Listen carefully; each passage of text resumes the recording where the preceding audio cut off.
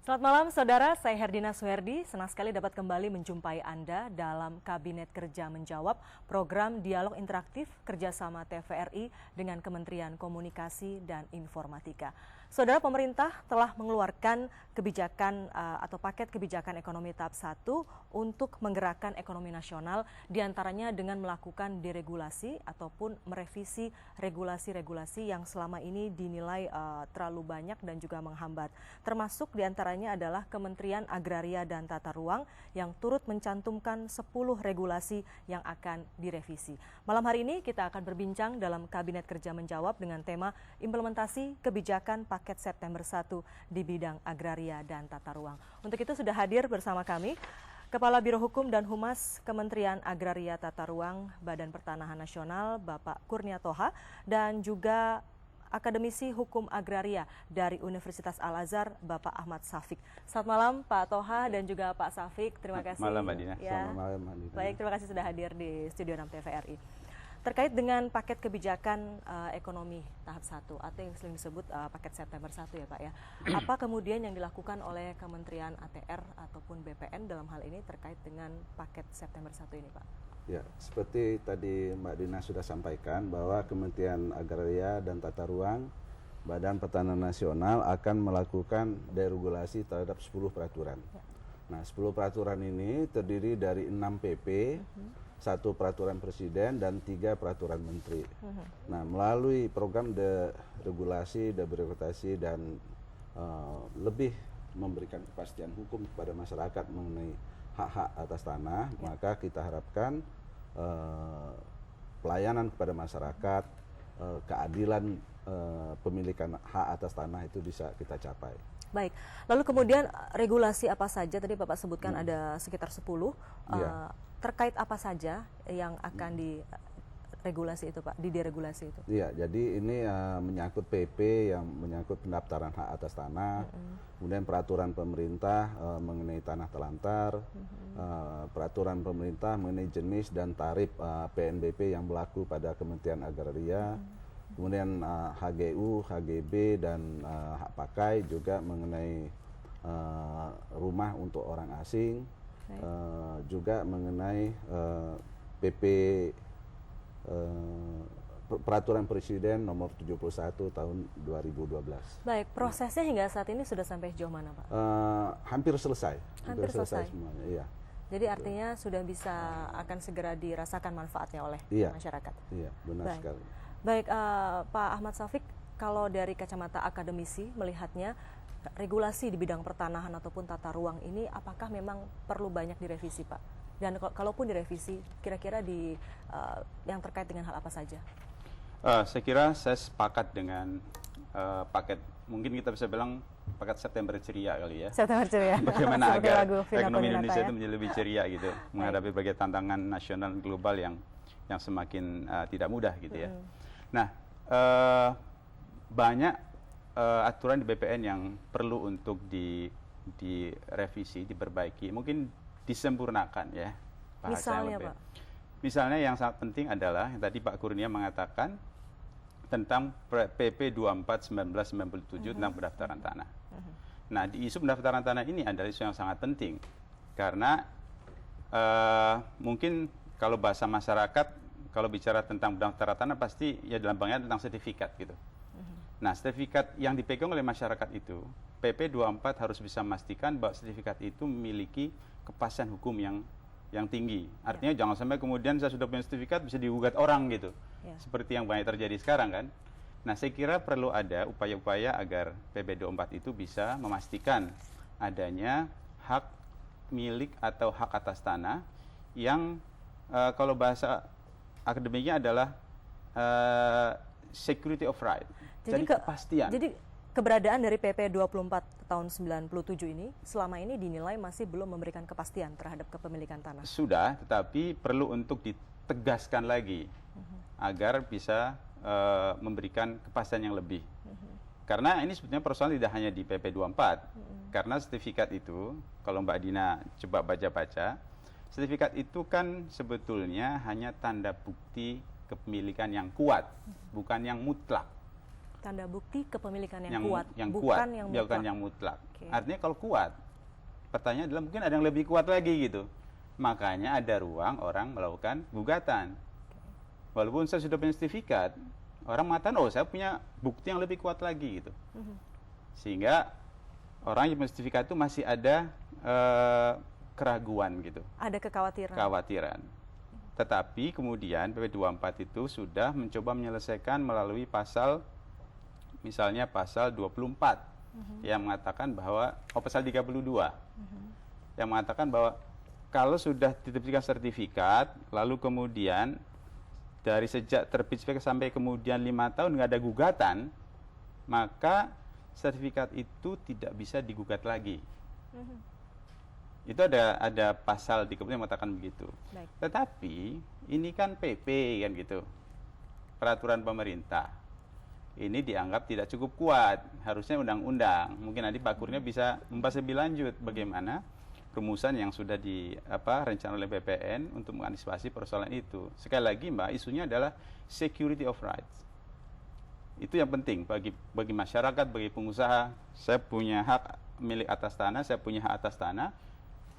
Itu sudah pasti punya saya. Jangan sampai ada orang tahu-tahu datang, oh ini bukan punya Anda, ini punya saya gitu. Ya. Itu yang sangat Baik. penting.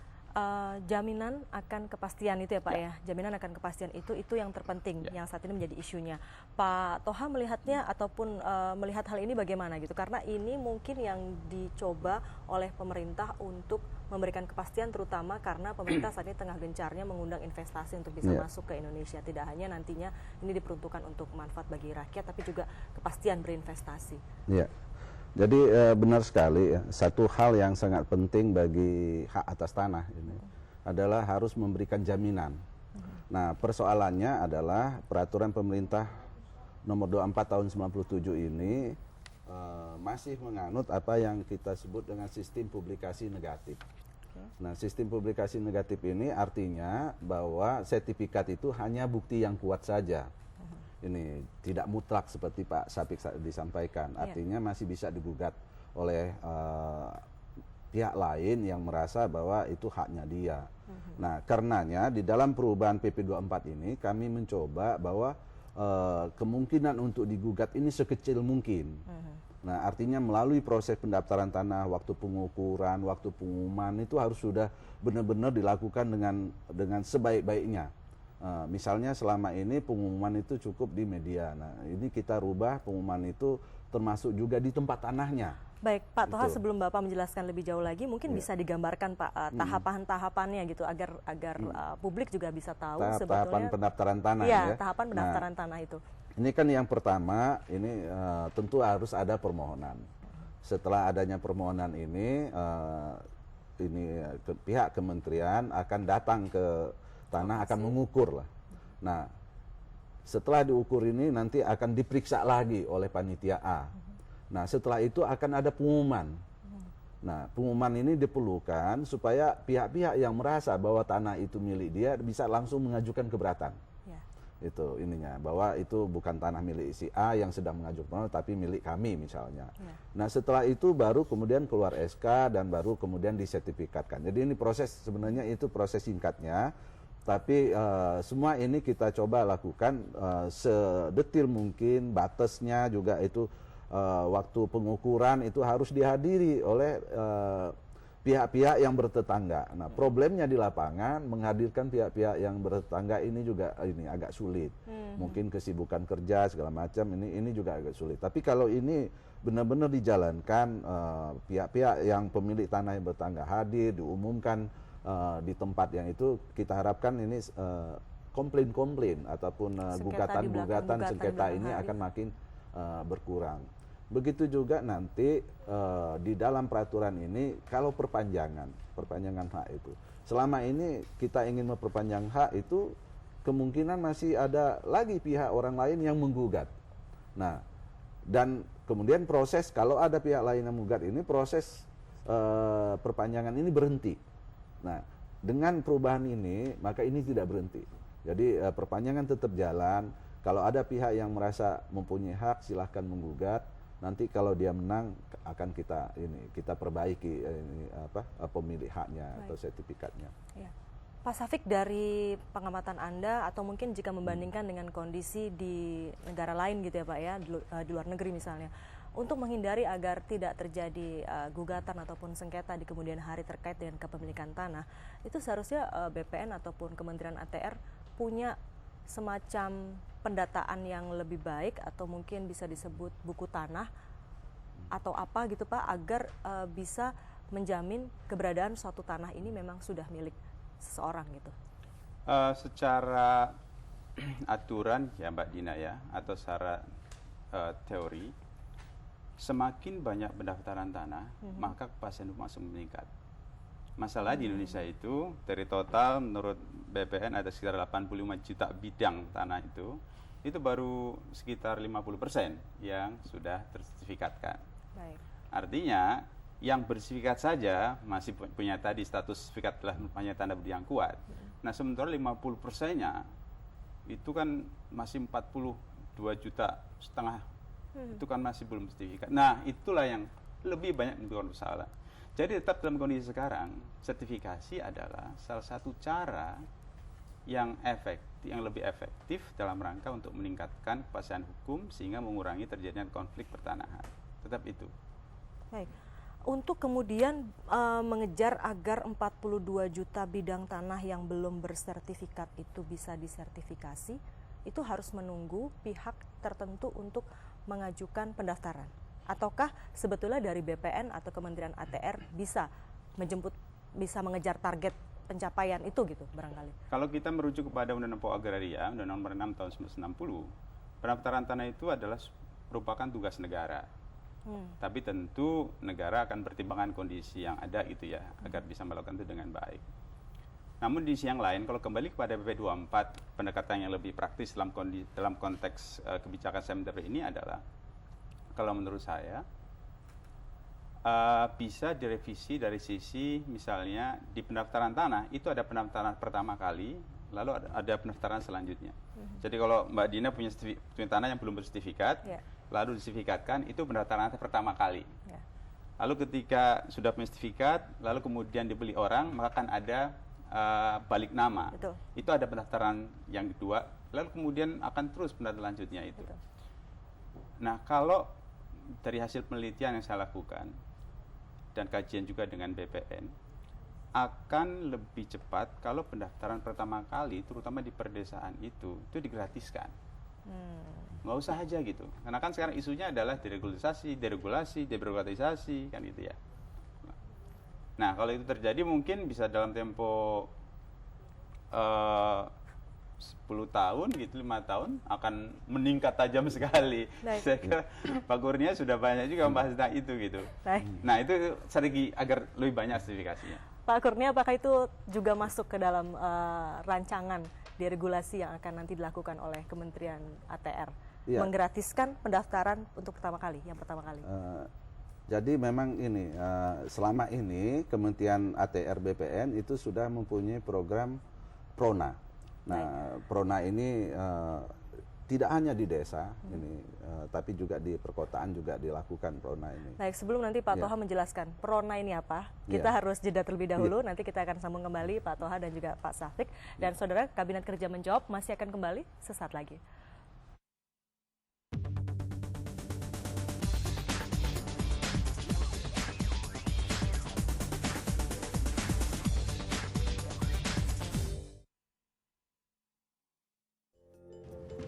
Kamu jangan seperti ibu ya.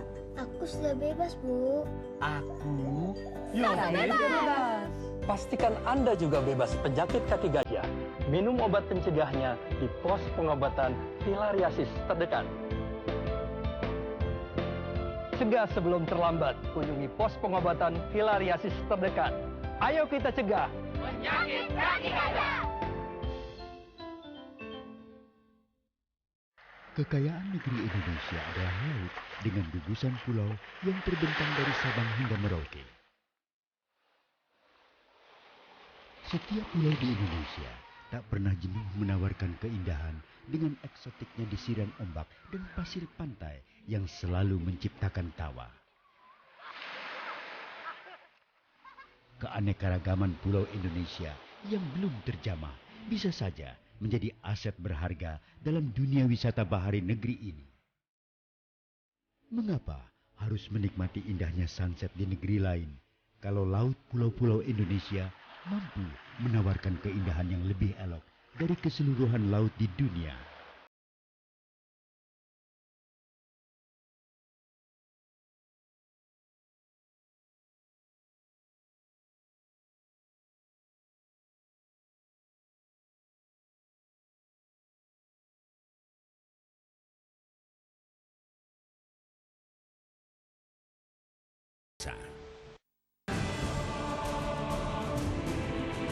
Mengungkap segala permasalahan yang ada di sekitar kita. Tetapi kecurangan oknum yang mengisi. Fenomena es batu yang sering terjadi, pembuatannya dilakukan menggunakan Program investigasi mengupas dengan cerdas, berkata atas fakta. namun praktik pengoplosan hingga kini Serdidik setiap Kamis pukul 8.30 di TVRI. Gajah kenapa bengkak ya? Kamu juga bisa bengkak. Gimana ceritanya? Kalau kita digigit nyamuk yang mengandung cacing filaria, bisa bengkak kayak gini. Jadi nyamuk yang nularin? Ih, serem. Minum obat pencegahannya. Sekali setahun minimal 5 tahun. Ya, nyembur. Makanya buruan ke puskesmas. Obatnya gratis. Ayo, cegah penyakit kaki gajah. Mikir.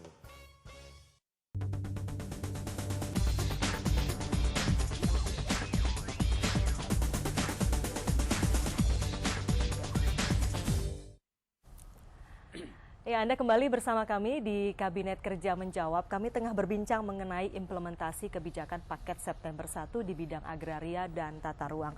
Kembali bersama dengan dua narasumber kami di sini. Saya ingin melanjutkan tadi Pak Toha tengah menjelaskan mengenai PRONA ini tadi ya. Iya. Mungkin bisa dijelaskan lebih jauh lagi, Pak.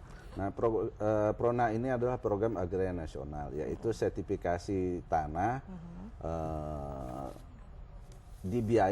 yang dibiayai oleh APBN, gitu ya, sehingga masyarakat tidak perlu membayar untuk biaya-biaya yang diperlukan di Kementerian ATR, tapi ada biaya lain di kelurahan, di BPHTB, itu kewajiban pajak daerah, itu tentu itu masih tetap bayar, kecuali kalau kelurahan dan pemerintah daerahnya membebaskan. Tapi Kementerian ATR itu sudah membebaskan itu dengan ditanggung oleh APBN biayanya. Dan ini program PRONA ini sudah jalan berlangsung sejak tahun 2015 ini. Sudah jalan, sebelumnya sudah jalan, tahun-tahun sebelumnya juga sudah jalan.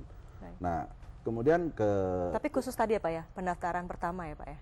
Iya, pendaftaran pertama kali. Kemudian kita juga ke depan ini akan ada keringanan-keringanan kepada masyarakat yang tidak mampu, ya ininya. Kemudian kepada PNS, TNI, Polri, pensiunan, janda duda dari PNS, pegawai TNI, Polri itu akan mendapatkan keringanan. Mulai dari 0 PNBP sampai ada 50% atau berapa persen gitu. Jadi ini yang kita upayakan bagaimana supaya pensertifikatan tanah ini bisa lebih cepat. Tapi di samping keringanan-keringanan ini tentu tetap dibuka untuk masyarakat yang ingin melakukan sendiri, karena kan tidak mungkin masuk semua disertifikatkan dalam program ini. Jadi masyarakat tetap bisa datang langsung ke Kementerian ATR, itu lebih bagus supaya bisa langsung lebih cepat itu pelayanannya. Dalam hal ini di kantor BPN ya, di masing-masing daerah ya? Ya, di masing-masing kabupaten kota itu kita ada kantor pertanahan. Nah, itu dipersilakan untuk datang ke sana itu. Nah, ini juga bisa lebih cepat juga karena kita ada pelayanan Sabtu Minggu misalnya. Itu di seluruh Indonesia, Pak? Seluruh pelayanan Indonesia. Sabtu Minggu. Ya, pelayanan Sabtu Minggu hanya untuk yang datang langsung masyarakat. Jadi bukan perantara. Kalau pakai jasa perantara tidak dilayani pada waktu Sabtu Minggu tersebut. Kita juga mempercepat pelayanan pertanahan dengan sistem online. Ini jadi pelayanan online ini juga. Kalau bicara mengenai percepatan pelayanan publik, kalau saya tidak salah di beberapa daerah misalnya ada yang kemudian menetapkan proses pengurusan tanah hanya dalam waktu 7 menit misalnya. Apakah itu berlaku sudah di semua daerah atau hanya di daerah tertentu? Ya, Jadi pelayanan pertanahan ini banyak, mulai dari informasi, kemudian mengangkat roya misalnya, jaminan. Nah ini yang 7 menit ini misalnya informasi ini. Apakah misalnya orang mempunyai sertifikat, dia ingin mengecek sertifikat tanahnya ini ada sengketa nggak sih gitu. Nah, atau asli nggak sertifikat ini, nah itu bisa 7 menit. Begitu juga tadi ini saya sudah lunas utang, ini hak tanggungannya sudah lunas. Nah dia ingin mengangkat hak tanggungan, meroyah hak tanggungan ini, itu bisa 7 menit. Tapi kalau sertifikasi tanah pertama kali nggak bisa, karena melalui proses tadi kan, mengukur, pengumuman, ini pemeriksaan oleh panitia A, itu memakan waktu masih cukup lama, masih sekitar 3 bulan. Gitu. Baik, dengan kondisi seperti ini, Pak Syafiq melihatnya apakah memungkinkan jika pengurusan tanah, baik itu kepemilikan ataupun sertifikat hak milik, hak pakai dan sebagainya, itu pengurusannya bisa dilakukan dalam waktu cepat gitu? Iya, karena ada banyak peraturan di situ. Karena di beberapa daerah seperti misalnya seperti di Jakarta itu sudah ada yang online gitu, sehingga kita bisa melakukan tracking system dengan ada tracking system yang disiapkan oleh kantor pertanahan, itu bisa lebih cepat. Bisa lebih cepat ya. Jadi kalau dari situ memang sudah bisa di customize ya, bisa lebih cepat gitu. Tapi tentu kita harus melihat juga kondisi daerahnya. Pengalaman saya melakukan survei di daerah misalnya Sulawesi Tenggara gitu ya, yang orangnya juga sedikit, yang melakukan pendaftaran juga sedikit, tentu tidak perlu melakukan yang seperti itu. Tidak urgent gitu. Tidak urgent, artinya tergantung dari kondisi daerah masing-masing ya. Nah untuk daerah yang sibuk khususnya atau secara umum, BPN perlu melakukan satu sosialisasi yang lebih banyak lagi tentang agar ketika datang ke BPN itu sudah lengkap syarat-syaratnya. Persyaratannya. Itu yang menurut saya sangat penting. Jadi kalau sudah lengkap maka itu prosesnya akan lebih cepat juga. Nah ini yang mungkin perlu disosialisasikan secara lebih luas lagi oleh BPN agar syarat-syarat itu menjadi orang tahu semuanya gitu. Lalu kemudian ditegaskan bahwa tidak ada pungutan, tidak boleh menghubungi orang-orang tertentu yang di kantor oknum misalnya yang ingin membantu, harus langsung gitu misalnya gitu. Memang kecenderungannya informasi semacam itu kurang banyak diinformasikan ke publik ya, sehingga kita masyarakat kerap kali ragu-ragu kalau ingin mengurus langsung ke BPN, mungkin lebih banyak akhirnya meminta bantuan dari pejabat membuat akta tanah misalnya agar lebih mudah begitu. Padahal sebetulnya kalau kita tahu informasinya akan lebih mudah juga bagi publik untuk mengurus langsung ya. Baik, kita kembali ke paket September 1, disebutkan misalnya salah satu langkahnya yaitu mempercepat proyek strategis nasional dengan menghilangkan berbagai hambatan, sumbatan dan juga pelaksanaan dalam penyelesaian proyek strategis nasional. Kira-kira terkait dengan Kementerian Agraria dan Tata Ruang akan seperti apa Pak bentuk implementasinya? Ya, salah satunya adalah bagaimana kita mempercepat pengadaan tanah bagi pembangunan untuk kepentingan umum. Ini yaitu perubahan dari Perpres nomor 71 tahun 2012. Nah ini kita mau lebih dipercepat lagi. Selama ini kan misalnya pengaturan menikapan gubernur ataupun wali kota membentuk tim, misalnya, tim persiapan untuk pengadaan tanah itu belum ada jangka waktunya. Jadi pengadaan tanah untuk kepentingan umum ini ada 4 tahap ya kan. Tahap perencanaan itu yang menyiapkan adalah instansi yang memerlukan tanah. Kemudian tahap persiapan yaitu penetapan lokasi itu gubernur atau bisa didelegasikan ke wali kota atau bupati. Kemudian baru tahap pelaksanaan itu Kementerian ATR BPN. Kemudian penyelesaian ini ya, penyerahan dari hasil. Nah, di setiap tahap ini kita harapkan ini benar-benar dipersiapkan dengan bagus. Jadi pihak perencanaan ini harus benar-benar ini bagus dia, sehingga mulai dari perencanaan ini harus masyarakat sudah tahu bahwa tanahnya akan diambil untuk kepentingan umum. Nah, di dalam praktek ini masih ragu-ragu memberitahu dari awal, padahal ide dari Undang-Undang Nomor 2 Tahun 2012 pengadaan tanah untuk kepentingan umum ini adalah masyarakat harus secepat mungkin, sedini mungkin tahu bahwa akan dilakukan pengadaan tanah, sehingga kemungkinan mereka akan menolak kegiatan ini itu kecil. Yang kedua, kita batasi waktunya supaya cepat. Ini ya. Nah, undang-undang memang memberi kesempatan untuk misalnya musyawarah itu selama 60 hari. Nah, ini kan terlampau lama kalau musyawarah misalnya 60 hari. Ini bisa dipersingkat gitu. Jadi kita akan menginikan kepada jajaran Kementerian ATR sampai ke daerah supaya musyawarah ini benar-benar bisa efektif, gitu. Jadi bukan waktunya, lama waktunya yang kita lihat, tapi bagaimana secepat mungkin selesai musyawarahnya. Ini bila perlu 10 hari itu 3 kali musyawarah, 3 hari musyawarah sehingga masyarakat benar-benar tahu bahwa ini program ini untuk kepentingan bersama.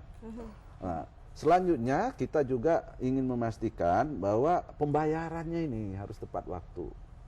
Ininya, karena kalau sudah disepakati masih menunggu lama kan itu bisa menimbulkan ini juga gitu, ininya apa keterlambatan dalam pengadaan tanah ini. Nah, itu yang kita coba ini melakukan debirokrasi ini bagaimana supaya pengadaan tanah ini lebih cepat lagi. Gitu. Baik.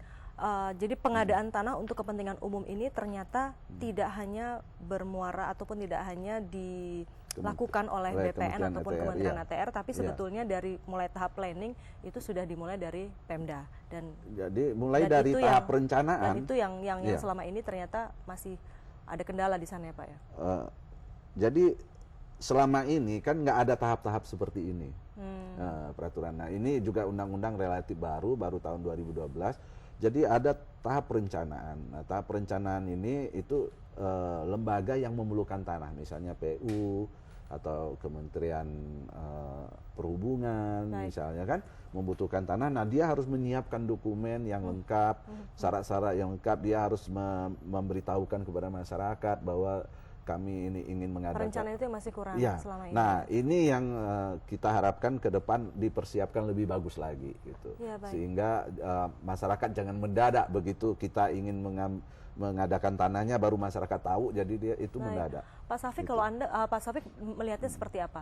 Masyarakat selama ini ataupun kita publik selama ini melihat ketika ada sebuah proyek nasional kemudian terbengkalai karena ada proses penggantian tanah yang belum selesai, lalu kemudian masalah ditumpukan kepada BPN. Padahal ternyata ada planning di sana yang dilakukan seharusnya oleh instansi terkait yang mungkin belum maksimal. Kalau Pak Syafiq melihatnya apakah memang itu permasalahannya atau sebetulnya ada masalah-masalah lain terkait dengan percepatan pengadaan tanah untuk kepentingan publik ini? Ya, makasih Mbak Dina. Pertama mungkin perlu saya sampaikan ya bahwa Undang-Undang Nomor 2 Tahun 2012 tentang pengadaan tanah untuk kepentingan umum itu adalah salah satu capaian yang luar biasa dari Badan Perencanaan Nasional. Karena sejak lahirnya Undang-Undang Pak Agraria tahun 60, lalu kemudian lahir Undang-Undang 20 tahun 61 tentang pencabutan hak, baru kali ini lahir Undang-Undang tentang pengadaan tanah yang sebelumnya diatur dengan peraturan Permendagri nomor 15 tahun 75, lalu kemudian dengan keputusan Presiden 5 tahun 91 gitu. Jadi, baru kali ini ada lebih kuat ya, jadi kuat sekali. Lalu kemudian tetap saja ada persoalan dalam konteks kompensasi ganti kerugian. Nah, kalau saya lihat di ganti kerugian itu sekarang kan bukan lagi pemerintah yang menentukan berapa harganya, bentuknya seperti apa gitu ya. Bukan pemerintah lagi. Tapi ditentukan oleh independent land appraisers. Jadi penelitian independen yang menentukan, Mbak. Nah, cuman persoalannya adalah belum ada kejelasan bagaimana cara independent land appraisers itu menentukan nilai suatu tanah yang akan dibebaskan.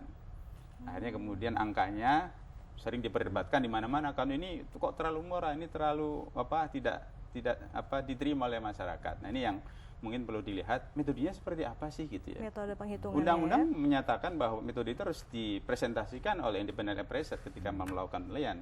Tapi ini mungkin yang teknisnya belum. Nah, kita nanti sambung kembali mengenai hal itu, apakah bisa dikaitkan juga misalnya dengan NJOP kalau kita bicara mengenai metode penghitungannya. Tapi kita harus jeda terlebih dahulu untuk mengikuti informasi terkini berikut ini. Dan saudara, kami akan kembali usai informasi terkini berikut.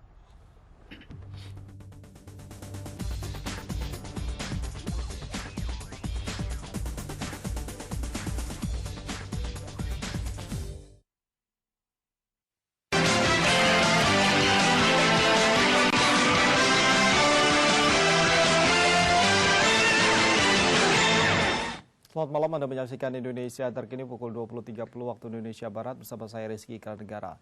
Badan Nasional Penanggulangan Bencana BNPB menargetkan relokasi pengungsi Sinabung tahap pertama akan selesai pada Desember 2015. Kepala Pusat Data Informasi dan Humas BNPB Sutopo Purwonugroho mengatakan dalam rapat kabinet terbatas, Presiden Jokowi telah menginstruksikan agar proses relokasi pengungsi Sinabung dapat dipercepat dan selesai akhir tahun ini. Berdasarkan data yang dihimpun BNPB hingga saat ini, Gunung Sinabung masih terus mengalami erupsi dan setelah meletus pada 2 Juni 2012 lalu, Gunung Sinabung masih berstatus awas. Hingga saat ini terdapat 9 desa di Sinabung berpenduduk 9.000 jiwa masih mengungsi di wilayah Siosar. BNPB mengatakan terdapat 3 tahapan pelaksanaan rehabilitasi dan rekonsiliasi erupsi dan banjir lahar dingin Gunung Sinabung. Ketiga tahapan tersebut adalah percepatan relokasi 370 kepala keluarga, rehabilitasi rekonstruksi relokasi 1.683 kepala keluarga, dan rehabilitasi rekonstruksi non-relokasi pengungsi Sinabung. BNPB mengatakan sudah tersedia 666 hektar kawasan hutan pinjam pakai yang mencukupi untuk relokasi dan lahan pertanian bagi 370 kepala keluarga dan ditargetkan pembangunannya akan selesai pada Desember 2015. Demikian Indonesia Terkini, kami akan kembali ada 30 menit mendatang. Sampai jumpa.